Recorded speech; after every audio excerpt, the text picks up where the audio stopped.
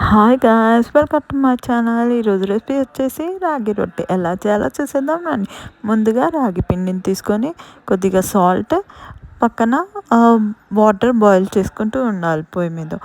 ఇప్పుడు దాంట్లో సాల్ట్ వేసుకొని మరిగే వాటర్లో సాల్ట్ వేసుకొని అలాగే కొద్ది కొద్దిగా రాగి పిండిని వేసుకుంటూ కలుపుతూ ఉండాలి.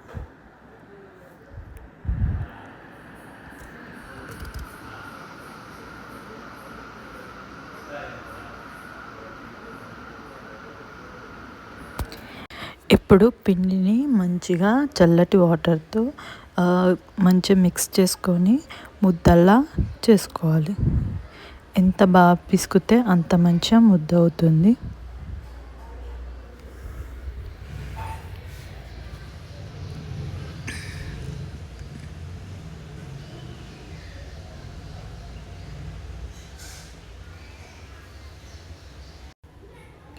రాగి రొట్టె వల్ల చాలా బెనిఫిట్స్ ఉన్నాయి. ఇందులో ఫైబర్, కాల్షియం అండ్ ఐరన్ ఉన్నాయి. ఇది డైజెషన్కి అండ్ బోన్ హెల్త్కి చాలా మంచిగా యూజ్ అవుతుంది. రాగి పిండితో చాలా డిషెస్ చేసుకోవచ్చు.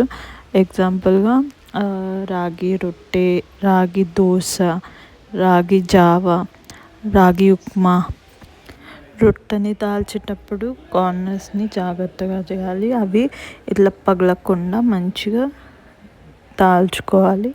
తర్వాత ఇది పెనం మీద వేసేటప్పుడు కూడా జాగ్రత్తగా వేసుకొని దాన్ని పెనం మీద వేసాక వాటర్తో మొత్తం తుడవాలి. చుట్టూరుగా వాటర్తో అనేసి దాన్ని ఒక పక్క కాలినాక ఇంకో సైడ్ కూడా కాల్చుకోవాలి. ఈవెన్గా మొత్తం కాల్చుకొని దించేసుకోవాలి.